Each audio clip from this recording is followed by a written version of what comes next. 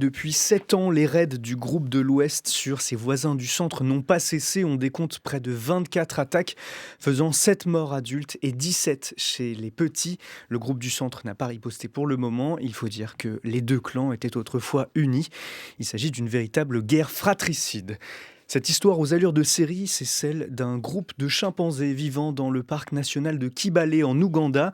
Depuis 1995, les scientifiques suivent ce qui est l'un des plus grands groupes de chimpanzés connus à ce jour. Ils sont près de 200.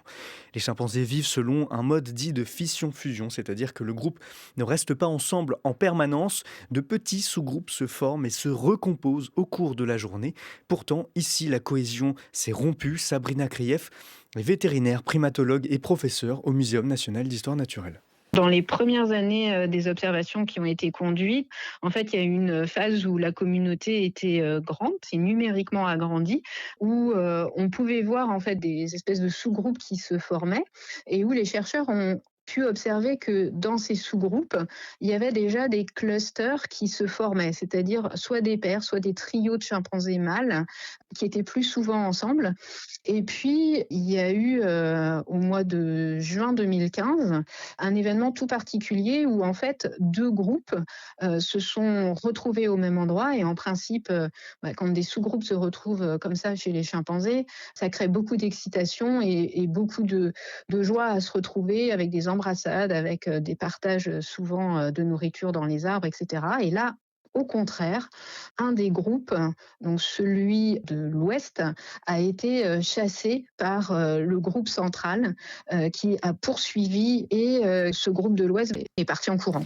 Suite à cet événement, les deux groupes ont eu tendance pendant 6 semaines à éviter toute rencontre, ce qui est très rare chez cette espèce. Et petit à petit, des patrouilles se sont mises en place à l'intérieur de l'espace commun. Deux territoires étaient en train de se former. À partir de 2017, les raids du groupe de l'Ouest commencent et la guerre se poursuit jusqu'à présent.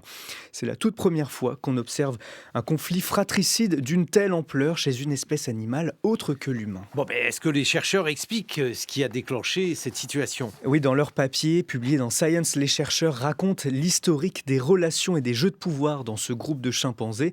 Et selon eux, le premier événement important a lieu en 2014 lorsqu'une maladie tue 6 individus. Les relations du clan s'en trouvent bouleversées et l'année suivante, un jeune mâle issu du groupe de l'Ouest prend la tête du groupe central. C'est à partir de là que les deux bandes cessent leurs échanges fréquents en maintenant néanmoins un lien ténu. Et puis, en 2017, une nouvelle épidémie décime cette fois 25 individus, parmi lesquels celui qui maintenait la cohésion. Dès lors, la rupture est totale et la guerre est déclarée. Les raids sont violents et extrêmement impressionnants, en particulier pour les chercheurs qui les observent. Il ne faut pas croire que ce cas de guerre ou de guerre civile représente la généralité chez les chimpanzés. Encore une fois, on est dans une communauté tout à fait particulière avec une étude très spécifique. Et oui, évidemment, quand les chimpanzés se battent, hein, c'est absolument terrifiant parce qu'ils ont une force physique incroyable. Ils cassent des arbres, la forêt entière est remplie de leurs cris, de leur vocalisation. Donc c'est extrêmement impressionnant. Le grand intérêt de cette étude, c'est de mettre en évidence l'importance des recherches de long terme, parce que ces explications et cette compréhension du comportement des chimpanzés n'est possible que parce que cette équipe est sur le terrain depuis 1995. Donc ça met aussi en évidence l'importance pour les chercheurs de financement de long terme. Ça n'aurait jamais été possible, évidemment, avec des financements beaucoup plus réduits. Et puis c'est une équipe américaine qui publie cette étude, mais la longue liste des co-auteurs montre l'importance des collaborations internationales sur ce type de travaux de long terme. Sans les chercheurs et les assistants de terrain ougandais, eh bien ces observations n'auraient pas été possibles. Enfin, dans cette étude, les auteurs nous proposent d'étoffer notre lecture des causes des conflits humains locaux.